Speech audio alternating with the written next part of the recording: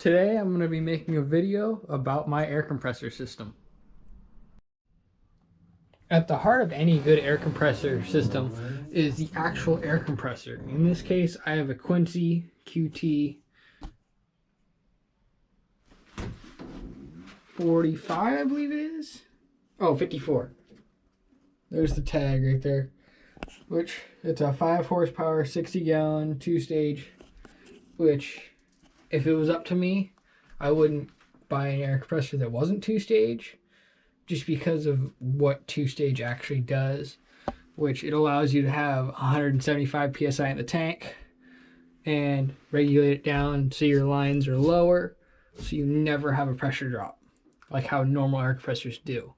So out of the tank, it goes up into a 1/2-inch 100-foot hose so it can cool the air down in a spiral. Then it drops down into PVC pipe with a valve at the bottom to drain out water, then back up over across to a valve where I can turn on the whole air system to same pressure as the tank, or it drops down into the regulator, regulates it down to 120 psi with an Ingersoll Rand 3/4 inch regulator, and then up, down, across, and over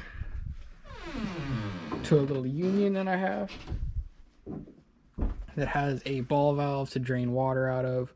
It goes over, up, and then back to the other shop down there, and then it comes down to a little T which has a coupler on it, so then I can hook a hose to it. Then it goes down under the ground into a 2-inch pipe which goes under the ground all the way over to my shed. So if anything gets hit underneath the ground, it has to go through a 2-inch pipe before it can actually break my airline. Okay, so this is on the back side of that one wall where it goes to my shop, which it comes down to a T from 3/4 inch PVC pipe to a 3/4 PVC to 1/2-inch thread, then a 1/2-inch thread to a 1/4 inch thread, so then I can have my pressure gauge. Then it drops down a little farther to another T, so on and so forth, to a coupler, and then a valve to drain water. The reason why I have all of these ball valves at the end of all my lines, like at the lowest point, is so then if any water collects, which I really haven't had any massive amounts of water. I've painted one truck and done a whole bunch of motor work, so on and so forth, and I haven't had any water in this one particularly or anywhere else except for the main ones inside the air compressor room, which out of the air compressor room, that very first ball valve, I get a lot of water. But every once a month, and when it's actually really cold, I always go through and make sure there's no water, because even where I live, it relatively doesn't get cold, but it does freeze. So if it does, I want to be able to get the water out of my airlines, because pressurized water still freezes, and that's a headache to try and replace lines because they crack because they got water in them, which is probably about 30 feet away from my air compressor, and because where the air compressor is at, you can barely hear it. And now I'm going to go show you over by my shed. Okay, so my shed is directly across from where my air compressor is, and that's where that one union is, and it drops under the ground into that 2-inch pipe, comes all the way across the ground and up to right here where I have this one ball valve, so that I can close it off. So I can close off my pressure from the actual whole system to my separate shed, which comes up in this 2-inch pipe right here with a cap on the top. Then it goes over and across.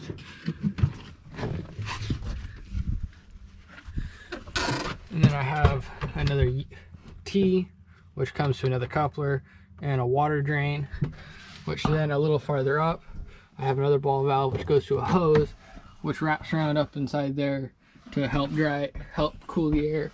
And it goes to a little small air compressor, so if I don't want to turn on the big air compressor, I can just use this little tiny thing. And then it goes to a union down there, which goes down into a couple T's, and then over to another 2-inch pipe, which goes up to my other shed. And it goes straight up into the wall, which I'll show you in a second. Okay, so now I'm inside my shed. So that hose you just, or the pipe you just saw, the 3/4 pipe, comes up the inside of this wall. Yeah, right here. Right here, and goes up to the top of this 2x4, which I have a little run that can go over, and it drops down to where I have another ball valve, and it goes up and out to a hose reel from Harbor Freight, and then drops down a little farther to a pressure gauge so I can always see what pressure my tanks is at. Then I have a coupler, a water drain valve, and on the other end of the T, it keeps going across. Keeps going across on the top of this 2x4. Then I have another drop down right here off of a T, which drops down. So I have here a coupler for air and a ball valve to drain the water out if there's any water. And on the other side of this wall right here, I have another drop down, but I won't climb through all my crap over there. Which the reason why I have all these drop downs is just in case I get water. But because of how I have that 100-foot hose sitting on top of the air compressor and all my drop downs and the regulator, I don't have any water, which I'm actually kind of happy about that. So I can do as much painting as I want. Okay, so down below where I said it went to that one shed, it drops down and goes to another 2-inch pipe, which runs along right through here, under the ground, all the way over all this crap, into the ground, up,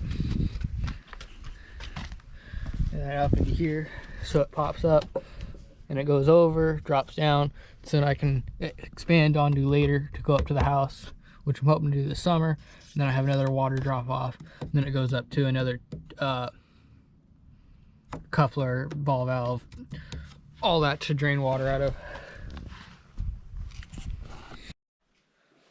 Well, that's my air compressor setup. If you have any questions, leave me a comment. I'll get back to you as soon as I possibly can. And I hope that gave you a good overview on my system and how I would set them up, because I believe PVC pipe's the best. Because in this one instance where I showed you the hose reel, I originally didn't have that T. Right there to go over to the ball valve to go over to the hose reel, but I cut it out and just slipped this right up inside, and within about a day I was able to use my air system again. Where if you did it with a copper line, you could probably do the exact same thing, but it would be a little more difficult and more expensive, because 3/4 inch PVC pipe's pretty cheap. It's not the cheapest.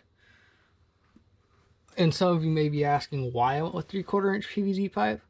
Was because for some of the air tools I use, they are a high volume air, and at any point in time I can cut a little section and have a 3/4 inch actual coupler, valve, hose, everything, so I can expand onto later. And also it allows me to have so much extra air inside of all the lines, so then when I actually am using a gun like an impact or something, I never have line pressure drop, so I can have multiple people helping me on a project on like a truck or painting and never have line drop. Even if I'm using this one of my friends is using that one, someone else is using the one on the other side, I could basically have as many people as I want on this one airline, which because it's so big and holds so much air, I would never have drop.